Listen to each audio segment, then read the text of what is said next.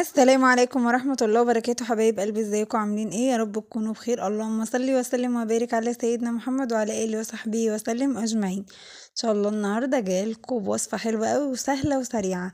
نقول بسم الله ولا حول ولا قوة الا بالله ونبدأ مع بعض. هنعمل مع بعض النهارده الشاورما السريعة.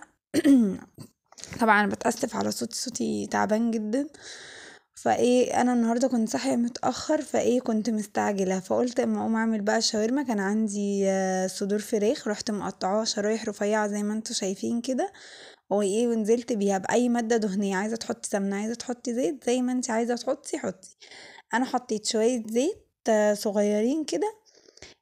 وقلت ايه بقى اشوحها فيها، فبدأت ان انا اشوحها ونزلت عليها برشة ملح ورشة فلفل اسود بسيطة كده. وقلت بقى ايه اما اقلبها كده اديها تقلبتين عقبال لما تنزل المية اللي فيها وترجع تشربها تاني. ارجع ان انا ايه اديها بقى ايه بدأت ان انا هنا اقطع الطماطم. كنت مقطعة البصل جوليان او جوانح زي ما انتوا عايزين تسموه يعني. وبدأت ان انا ايه اقطع الطماطم كده صغيرة ومش يعني مش كبيرة ومش صغيرة قوي، يعني كانت وسط. اللهم صل وسلم وبارك على سيدنا محمد. وكمان بعد ما قطعت الطماطم بقى هنا كده رحت ايه جايبة كام قرن فلفل كده. وبدأت ان انا كمان ايه اقطعهم، لو عايزة تسيبيهم كده زي ما انا مقطعاهم شرايح طويلة تسيبيهم، مش عايزة اعملي زي كده. انا طبعا انا بقطعهم كده، بقطع الحاجات صغيرة عشان خاطر انا عندي ابني مش بيحب يعني الحاجات تبان في الاكل. الفلفل الحاجات دي مش بيحبها تبان في الاكل. هنا كده بقى نزلت بالبصل بعد ما الفراخ كانت دخلت على سوا. بدأت ان انا ايه انزل بقى بالبصل، مش هدي للبصل اكتر من تقلبتين كده، يدوب ان هو ايه يدبل عشان خاطر البصل بيبقى طعمه احلى. هنا كده كنت بوريكم ان انا كنت بسلق المكرونة، وكنت ايه بحمر الشعرية، كنت هعمل مكرونة بالشعرية. طبعا ايه كنت مشغلة بقى ايه على كل عين في البوتاجاز كده عشان خاطر ايه الحق وقتي. هنا كده كنت بقى ايه بنزل الفلفل برضو هديله تقلبتين كده. كل ما الخضار بيبقى السوا بتاعه مش عالي قوي في الشاورما بيبقى طعمها احلى وبتبقى جميلة جدا.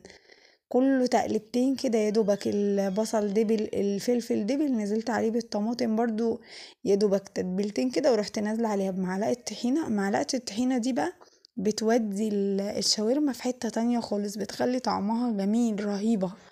جربوها بالطريقه دي وان شاء الله هتعجبكم. متنسوش تعملوا لنا لايك وشير وتفعلوا الجرس وتدوسوا على كلمه كل عشان يوصل لكم كل جديد بننزله.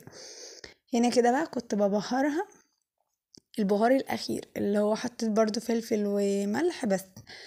وحط وحطيت كمان شوية توابل فراخ بسيطة جدا. لو عايزة تحطي توابل الشاورما برضو بتبقى حلوة. هنا كده بقى كنت بحط الشعرية في الحلة اللي انا هقلب فيها المكرونة. اللهم صل وسلم وبارك على سيدنا محمد. حطيت بقى الشعرية وهنزل بقى بالصلصة. الصلصة بتاعتي كانت خفيفة عشان خاطر انا كنت عايزاها تسوي الشعرية. طبعا المكرونة مستوية فكنت ايه عايزة الشعرية بس اللي تستوي.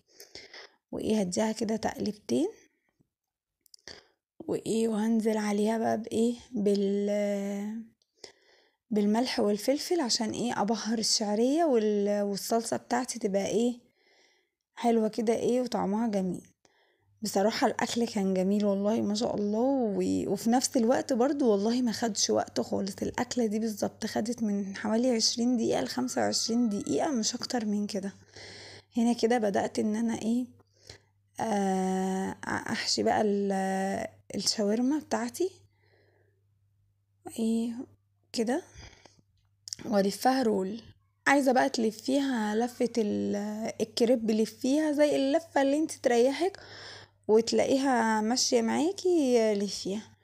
هنا بقى كنت من التعب ما كنتش قادرة. حتى هنا نسيت ان انا احط لها الجبنة الموتزاريلا، احنا بنحبها بالجبنة الموتزاريلا. حتى سهيل هيقول لي لا فكيلي وفكي تاني واعملي لي تاني بالجبنة الموتزاريلا عشان انا مش بحبها من غير الجبنة الموتزاريلا. بصوا هنا كده اهو بعد ما خلصت رجعت تاني فكيت ورجعت تاني احط الجبنة الموتزاريلا بقى، بصراحة بتبقى طعمها احلى كمان بالجبنة الموتزاريلا، بتبقى حلوة قوي. اللهم صل وسلم وبارك عليك يا حبيبي يا رسول الله. كده وهنلفها تاني ايه، يعني بجد من الاكلات الخفيفة، ومهما تاكلي فيها يعني ايه كده الاكلة الحلوة دي بيبقى ليها طعم تاني يعني، او الاكلة السريعة دي. هنا بقى كده كنت ايه هفتح، بصوا بوريكم ان انا كنت بفتح تاني من الاول وجديد.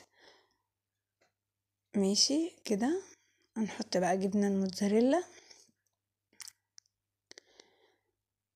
اللهم صل وسلم وبارك على سيدنا محمد. وهنرجع ايه نلفها تاني. طبعا بصوا عشان احنا فكيتها فايه فتحت مني، بس ولا يهمنا ولا نتأثر. هنا كده هوريكم بقى وانا ايه وانا بسويها، اصلا مش هتبان خالص ان هي مفتوحة. بصوا هنا بقى بدأت ان انا اسويها، حطيت معلقتين زيت وايه، وبدأت بقى ان انا ايه احطها في القلاية، وايه واديها بقى ايه اشوحها كده باللون، بيخليها اديها اللون. بصوا لونها كان جميل ازاي. هنا بقى ايه قلت اوريها لكم بقى ايه من جوه الشاورما بقى مع الجبنة. بصوا كان شكلها بجد وكان طعمها رهيب، كانت حاجة كده تحفة. هنا بقى كده كنت بقطع الشاورما، احنا بنحبها كده يعني. انا كل الكمية اللي انتوا هتشوفوها انا مقطعاها كده في الاخر خالص، بعد ما قفلت الفيديو قطعتها كده، ان عيالي بيحبوها مقطعة كده. بصوا هنا الجبنة كانت بتفكر تسيح، بس احنا ما اديناش فرصة بقى عشان كنا مستعجلين. ماشي كده، بصوا كنت بقطعها بقى كده، كل الكمية قطعتها، بتبقى اسهل في الاكل وبتبقى ايه يعني. طبعا مني انا معايا ولاد صغيرين، فبيبقى ايه يعني سهل ليهم ان ايه ياخدوا القطعة ياكلوها، وهم كمان بيحبوا السندوتشات الصغيرة يعني. هنا كده كنت بقلب بقى المكرونة على الشعرية بقى ام صلصة. بجد المكرونة دي حلوة قوي، جربوها والله تعجبكم جدا. تنسوش لو وصلتوا معانا لحد هنا تعملوا لنا لايك وشير وتفعلوا الجرس وتدوسوا على كلمة كل عشان يوصل لكم كل جديد. هنا بقى كنت بوريكم عملنا سلطة الطماطم وعملنا سلطة الطحينة وعملنا المكرونة، وده بقى كان يومنا الجميل. يا رب نكون ضيوف خفاف عليكم، ومتنسوناش اللايك والشير وتفعلوا الجرس وتدوسوا على كلمة كل عشان يوصل